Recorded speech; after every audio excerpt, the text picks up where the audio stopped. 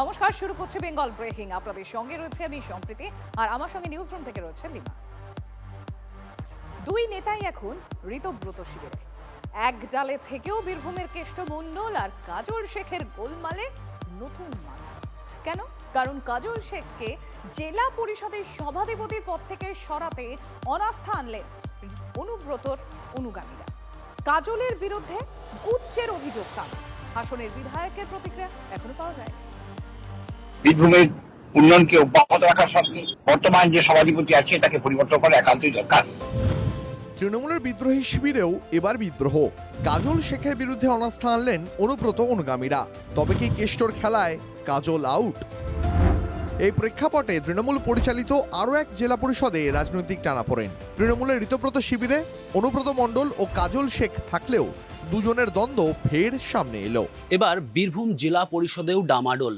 এই বিরোধী শিবিরেও আবার ভাঙন। সেই ভাঙনটা কিন্তু একেবারে স্পষ্ট হচ্ছে। বীরভূম জেলার রাজনীতিতে কেষ্ট কাজলের সমীকরণ কখনোই সরল রেখায় চলেনি। তৃণমূলে থাকাকালীন বারবার ঝামেলা হয়েছে দুই শিবিরের অনুগামীদের।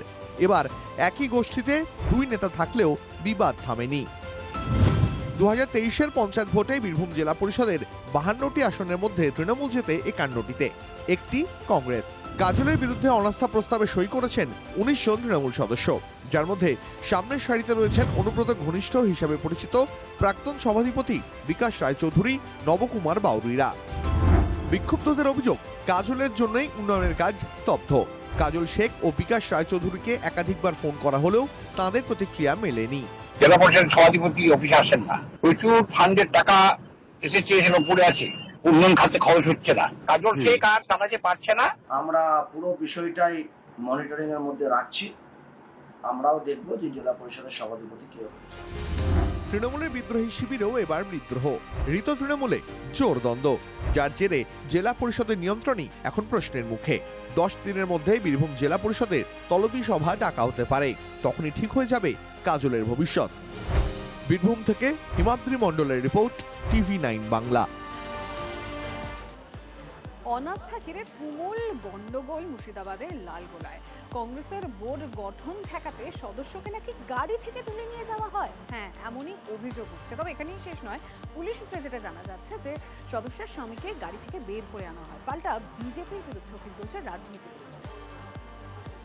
এখন মুর্শিদাবাদ জেলায় আমরা দেখছি সরাসরি পুলিশ নিজেই সেই সন্ত্রাসে অংশগ্রহণ করছে।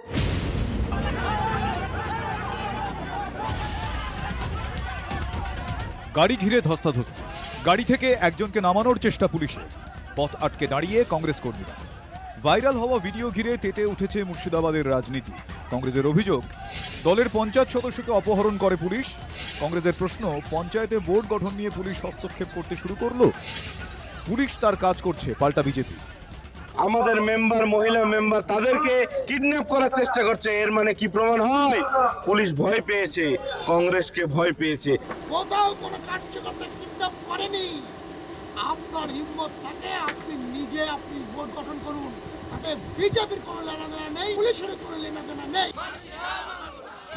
ঘটনাস্থল লালগোলার ময়া অঞ্চল। এক পঞ্চায়েত সদস্যকে নিয়ে তীব্র টানাপড়েন। গত পঞ্চায়েত ভোটে 30 আসন বিশিষ্ট ময়া পঞ্চায়েতে তৃণমূল 17, কংগ্রেস 8, CPM 4 ও SDPI 1টি আসনে জয়ী হয়। রাজ্যে পালা বদলের পর তৃণমূলের 5 ও CPM এর 2 সদস্য কংগ্রেসে যোগ দেন। বোর্ডে গরিষ্ঠতা পায় কংগ্রেস। এদিন 15 জন সদস্য দল বেঁধে অনাস্থা প্রস্তাব জমা দিতে যাচ্ছিলেন। তখনই এক সদস্যকে গাড়ি থেকে পুলিশ তুলে নিয়ে যায় বলে অভিযোগ কংগ্রেসের। পঞ্চায়েত গঠনটা যাতে করতে না পারে কংগ্রেস, তার জন্য পুলিশ নিজে একজন মেম্বারকে নিজে অপহরণ করে নিয়ে চলে যাবে। মুর্শিদাবাদে বিজেপির ফল ভালো হলেও বিজেপির কর্মী নেই। আপনি একটা দিন তারিখ দিয়ে বলুন, কংগ্রেস একদিকে আপনার নেতৃত্বে সভা করবে, বিজেপি একটা সভা করবে, কার লোক বেশি হয় সেটা আপনি উত্তর দেবেন। পুলিশ সূত্রে খবর যে কংগ্রেস সদস্যকে তুলে নিয়ে যাওয়ার অভিযোগ, তিনি এক সিভিক ভলান্টিয়ারের স্ত্রী। ওই পঞ্চায়েত সদস্যকে তার স্বামী গাড়ি থেকে নামিয়ে নেন। গন্ডগোলের জেরে শেষমেশ পঞ্চায়েতে অনাস্থা প্রস্তাব আর আনতে পারেনি কংগ্রেস। মুর্শিদাবাদ থেকে কৌশিক ঘোষের রিপোর্ট, TV9 বাংলা।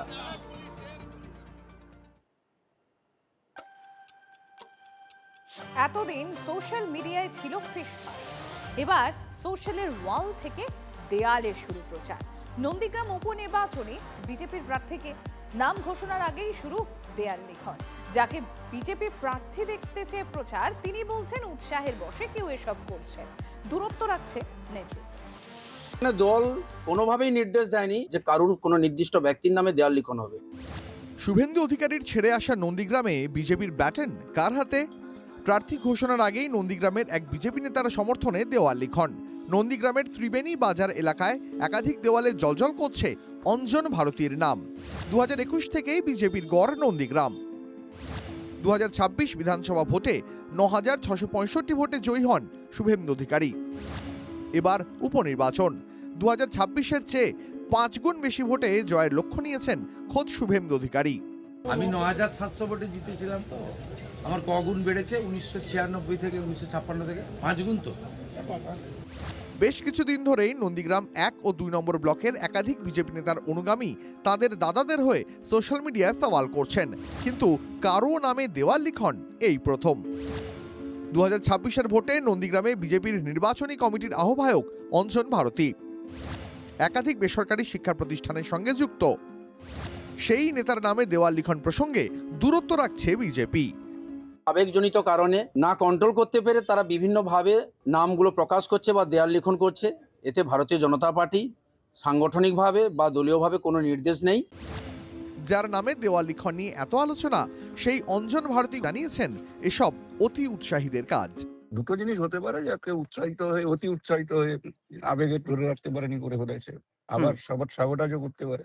এটা তার গোষ্ঠীদ্বন্দ্বের একটা প্রভাব দেখা দিচ্ছে, যে আগে ভাগে কারোর নাম লিখে দিয়ে। নন্দীগ্রামের মানুষ কোন জায়গায় দাঁড়িয়ে আছে, সারা পশ্চিমবঙ্গের মানুষ কোন জায়গায় দাঁড়িয়ে আছে, সেটা নিয়ে বিজেপি সরকারের কোনো হেলদোল নেই। মুখ্যমন্ত্রী বলছেন তার জয়ের থেকে 5 গুণ বেশি মার্জিনে জিতবেন। বিপর্যয়ের পর নন্দীগ্রামে তৃণমূলের প্রথম সারির নেতাদের কেউই ভোটে দাঁড়াতে চাইছেন না। বিজেপির একাংশ বলছে প্রার্থী হতে চেয়ে তৎপরতাই বুঝিয়ে দিচ্ছে কি হতে চলেছে নন্দীগ্রামের ফল। কনিষ্ক মাইতির রিপোর্ট, TV9 বাংলা। পথে নামায় যদি দায় হয়ে দাঁড়ায়, তাহলে মানুষ যাবে কোথায় বলুন তো? পথে নামতে গেলেই আতঙ্ক। হ্যাঁ, পশ্চিম মেদিনীপুরের পিংলার এক গ্রামের ছবি আপনাদেরকে দেখাবো। তবে শুধুমাত্র পশ্চিম মেদিনীপুর নয়, উত্তরে একই অবস্থা। দেখুন, পিংলার হাটমলিদা গ্রামে ভোগান্তি রোজ নামচা। একটু বৃষ্টি হলে সব শেষ। প্রায় 2 কিলোমিটার দীর্ঘ এই রাস্তা কাদা প্যাচপ্যাচে হয়ে চলাচলের অযোগ্য হয়ে পড়ে। গ্রামবাসীদের অভিযোগ, গত 15 বছর এভাবেই চলছে। ক্ষোভের পারদ এখন এত চড়া যে গ্রামবাসীদের কাছে রাস্তা, চাষের জমি সবই এক। প্রতিবাদ হিসেবে পথে ধানের চারা পুঁতে তুমুল বিক্ষোভ।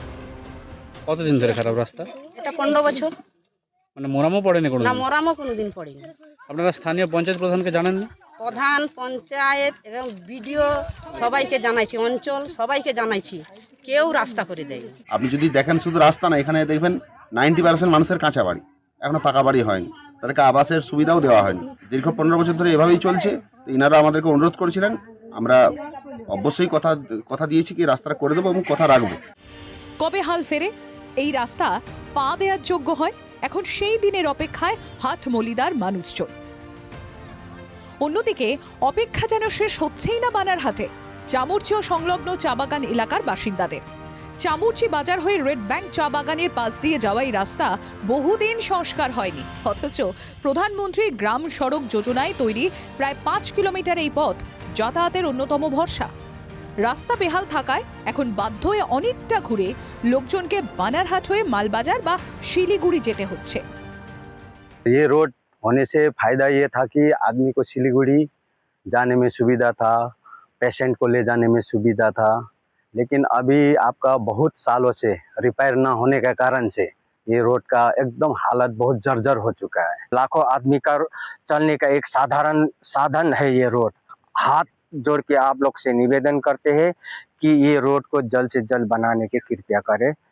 ক্ষুব্ধ মানুষজনের একটাই বক্তব্য, তৃণমূল আমলে পথশ্রী নিয়ে বারবার কত কথা হয়েছে, কত বড় বড় দাবি, কিন্তু কথায় ও কাজে কতটা ফারাক সেটাই এখন বেরিয়ে আসছে। পথশ্রী দ্রুত ফেরাক বর্তমান সরকার, দাবি তাঁদের। Bureau report, TV9 Bangla. Bridge কার, নারায়ণগড় নাকি কেশিয়ারি ব্লকে? অভিযোগ, এই জট নাকি কাটানোই যাচ্ছে না, আর এর মাসুল কাদের দিতে হচ্ছে? সেখানকার স্থানীয় বাসিন্দাদের। কারণ দীর্ঘদিন ধরে ব্রিজের হাল বেহাল, কিন্তু সারাইয়ের কোনো ব্যবস্থাই হয়নি। আর এবছরের বর্ষায়, মানে এখন বর্ষা চলছে, আরো সংকট। দুই ব্লকের যোগাযোগ লাটে ওঠার জোগাড়। নারায়ণগড় ও কেশিয়ারি এই দুই ব্লকের মধ্যে যোগাযোগের অন্যতম পথটি এই ব্রিজ। বিনোদপুর ও কালিয়াপাড়া এলাকায় ব্রহ্মচারী খালের উপর অবস্থিত প্রাচীন সেতু এখন জরাজীর্ণ।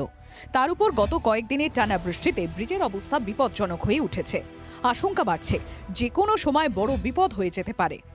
বেলদায়ক পঞ্চায়েতে বিনোদপুর সংলগ্ন এলাকায় অবস্থিত এই সেতু। এটি প্রায় 35 থেকে 40 বছর পুরনো। সেতুর দুপাশে কোনো গার্ডওয়াল নেই। দীর্ঘদিন সংস্কারের অভাবে ব্রিজের একাংশ বেশ খানিকটা ধসে পড়েছে। অনেক আগের ব্রিজ, এটা সে সিপিএম আমলের, বাম আমলের, সেটা এখনো পর্যন্ত সারা হয়নি, এরকম পড়ে আছে, যে কোনো মুহূর্তে ভেঙে যেতে পারে। পোলটা ধসে গেছে, ভেঙে গেছে, আর রড বেরিয়ে গেছে, এটা ধসে গেছে, দেখুন গাড়ি গিয়ে গিয়ে ধসে গেছে। আর দুদিন পরে আমরা মাঠে জমিতে আসতে পারবো না। স্থানীয় বাসিন্দারা নিজেরাই উদ্যোগী হয়ে বাঁশ পুঁতে এবং মোরাম ফেলে একটু হলেও মেরামতের চেষ্টা করেছেন। পাশাপাশি ভারী গাড়ি চলাচলও তারা বন্ধ করেছেন। কিন্তু প্রশাসন কি করছিল এতদিন? আমি তো মনে হয় আজ 10 বছর ধরে দেখছি এরকম অবস্থায় রয়েছে। মানে একবার সারানো হলো, এই সারানোটা সারানো নয়, বারবার ক্ষতিগ্রস্ত হচ্ছে রাস্তাটা। চালানোর জন্যই পড়ে যাচ্ছে, করছে না, এরাও করছে না, এরাও করছে না, দুই সীমানার মধ্যে পড়ে গেছে না। দুই ব্লকের সীমানায় সেতুটি অবস্থিত। অভিযোগ, এই অজুহাতে প্রশাসন বরাবর দায় ঠেলাঠেলিতেই ব্যস্ত থেকেছে। পরিদর্শন ছাড়া কাজের কাজ কিছুই হয়নি। সেচ দপ্তরকে বলেছি, অফিসাররা রুট ম্যাপ তৈরি করছে। এখন বর্ষার মধ্যে তো কিছু হবে না, বর্ষা পেরোলে আমি ওটা বিধানসভায়ও তুলব। আমি সেচ মন্ত্রীকে এমনি বলেছি। দুর্ভোগ তো অনেক হলো, এবার ব্রিজ মেরামত করে সেতুর হাল ফেরানো হোক, এটুকুই দাবি এলাকাবাসীর। দেবব্রত সরকারের রিপোর্ট, TV9 বাংলা।